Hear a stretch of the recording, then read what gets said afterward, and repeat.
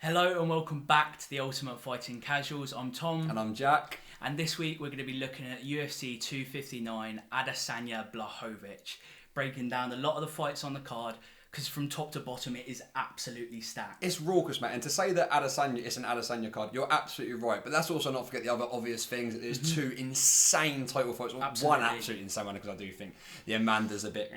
It's the women's division after all. She is the best of the best. But that is what we want to see on this card, mate. It's the best of the fucking best. As you said, from the prelims. We've got Dominic Cruz on the prelims. We've got some city kickboxing lads, as you said. We've got some great heavyweight fights. An all-round great card that we literally cannot wait to break down.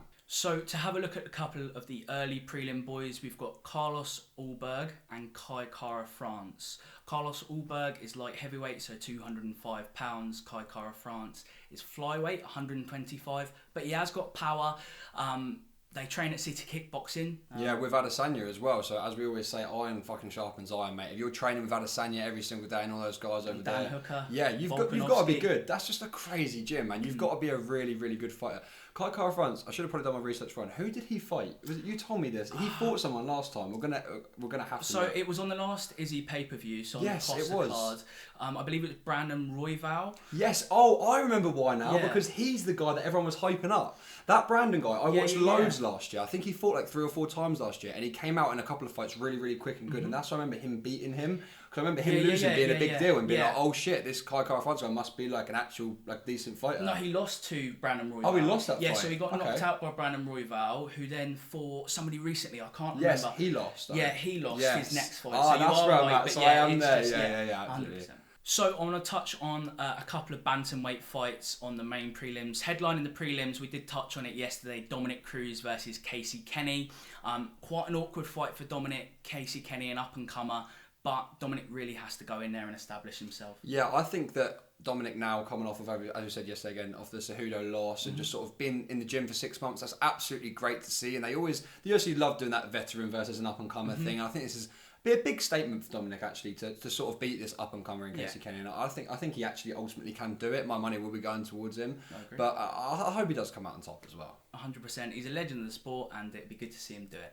The other bantamweight fight on the prelims is Song Yadong versus Kyler Phillips. Kyler Phillips actually trains with Casey Kenny and Sugar Sean O'Malley, so they're 3 bantamweights. I can't remember what state in America it is that they train in, but they're all kind of vying in a similar position, trying to get into that top 15. Song Yadong coming down from featherweight, looking really good in his last fight, I believe beating Chito Vera. Some really good names on both sides in terms of wins, so should be a good fight. So the prelims look absolutely banging, as we've said, but the main card, oh my god, the main card. The first fight open in this is Santos versus Rakic. Rakic. And Moz sent me a highlight clip on Instagram from the UFC of looking at all like his wins recently and all the stuff he's done, and Rakic looks incredible, like really impressive. I'm super excited to watch him sort of go through that division, sort of fight a couple of people. And going into a Santos fight, I mean, you can look at this from 2 ways. Santos has come off the back of 3 losses, right? 2 of them massive ones to Blachowicz and Jones. I mean, you can give him that. The last one with Teixeira is a bit touch and go. It was only 6 months ago. What do you think on that? Do you think it means a lot for him? I agree. I think he looked poor, to be quite honest, overall. We all know Teixeira's game plan is to eat your shots and then take you down and try and choke you out, and that's exactly what he played into. It does worry me from the fight IQ from Santos's point, because he looked really sloppy, which is why he got stopped against Blachowicz with the lead left hook. So I think that there are some real holes in his game, and I think that Rakic, being up and coming, can exploit that. With the ground game especially being evident, the explosive wrestling of Rakic is really scary. And has Santos really had time to go away and fix these things? I mean, you can't for Blachowicz loss, fair enough. You then go to Jones for the belt. That's completely fair enough. You've got to take that if it's offered to you. You lose both of them. You have a bit of time away. You come back. You play into everything that the guy wanted you to and lose, as you say. And there was massive holes in his game plan. That was 6 months ago. Has that really been enough time for him to turn this around against an up-and-comer like Rakic? However, he has had a loss. He won his last fight, but the one before that he did lose. So it's not that he's unbeatable either. Obviously, losses come and go. He's not unbeatable, but I think this does favour the up-and-comer here, personally. And I actually was a little bit more towards Santos until we got talking. And now I've looked at a few more things. I actually think Rakic could go ahead and take this one. I agree. I think Rakic will ultimately get the job done, but I think that Santos will put him in danger a couple of times. He's going to test him, but I think he can get through it, and Rakic will ultimately show that he's the real deal. The next fight on the card is Islam Makhachev versus Drew Dober in the lightweight division, and I'm really worried for Drew Dober, if I'm going to be 100% honest with you. He's very capable, Drew Dober, and he's looked good in his last few fights. He's on a good couple of fight win streak. Yeah, 3-fight win streak, yeah. Makhachev is Khabib 2.0. He's the next version, and he is the person to get Khabib back in the division. I really and truly believe that. If he can put a few wins together, a few more. What's he on, an 8-fight win streak? Yeah, he's on a 6-fight win streak, but he hasn't fought in about 14 months. I think it was literally the end of 2019. I'm not entirely sure on why he's had time out, whether it was health or just taken out to train. Whatever it actually is, though, 14 months outside is a good thing for someone like him, because you know he's been training constantly. 100%. So you know it's been up here that he's been working on. That's so dangerous, I think, for like fighters. You look at people like Holloway, sort of, I'm listening to his podcast with Rogan, and sort of he says when he's out, when he's on his own, even if you've been away from fighting for a little bit, you start to look at things. And Poirier said the same thing. You watch videos, you go back, you analyse. And I think that's, when you have a technical fighter like Makhachev, if he's just working on that, then that's so dangerous. I agree. I really think, as I said, Drew Dober is in real trouble. I think Makhachev is going to do it in 2 rounds. What do you think? Yeah, I mean, I don't know enough to say how far it's going to go. Yeah. I don't think it'll be a decision. That's what I ultimately will say. I think it will be ended sooner than that. So I would say, but I'm going to say it will go more towards like Makhachev. And I think, I think we're looking at a second round or even a third round, but I don't think it will actually go the whole distance. No, I agree. The first title fight on this card is Aljamain Sterling versus Peter Yan. And I'm really, really on the fence on this one. I said in yesterday's video I really don't know. I don't know, mate. I do not know. I definitely do not know enough. I mean, like, I do edge more towards Yan, ultimately. I think more just like his style, the way he fights. It starts on the feet, right? Exactly. And I think it will ultimately stay there. You said that to me yesterday. I've watched a little bit more about it and editing back the video, especially watching some things that we said about it. I just think he will have that edge. If it does stay on the feet, I do think he has the edge there over Sterling. So that's just where I do see the win sort of coming from, and I do think we'll look towards that. This is fighting though, and I don't like saying that as a cop-out. Yeah. But I'm saying that because of how talented someone like Sterling is. Absolutely. And if he catches Yan, or if he can get him in a compromising position, what I'm getting at is Sterling can definitely finish this fight. 100%. I fully believe that. Well, look at what he did to Corey Sandhagen. I mean, in the first round, he wrapped up the rear naked choke and put him to sleep. Yeah. You do not want to be in a ground exchange with this guy, and if it gets awkward and he wraps onto something and can get a choke on, he absolutely will. And Yan knows that. Yeah. So it's going to be difficult in terms of the range control. I think we're going to see a lot more leg kicks and a lot of body kicks from Yan to try and just dissuade Sterling coming in and being able to threaten the level change and give him questions. I think that's where he is technically ahead, though. I agree.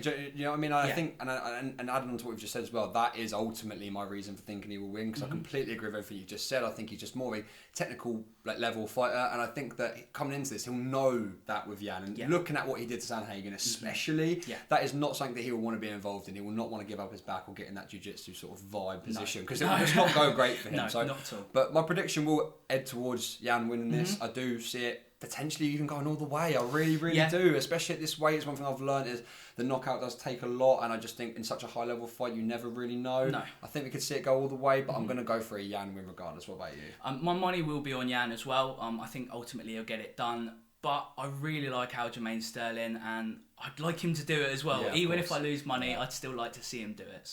So the second title fight on the card is Megan Anderson versus Amanda Nunes. Look, Megan Anderson, she's Australian, long and awkward, good boxing, but ultimately this is Amanda Nunes. She is the GOAT. She's further ahead than Adesanya is in his division, further ahead than Usman is in his. Absolutely. She is just the GOAT of the female 145 division unquestionably, and 135 I know there's a few question marks, but ultimately I see this only going one way, and Nunes stopping her or getting her arm raised with 50-45.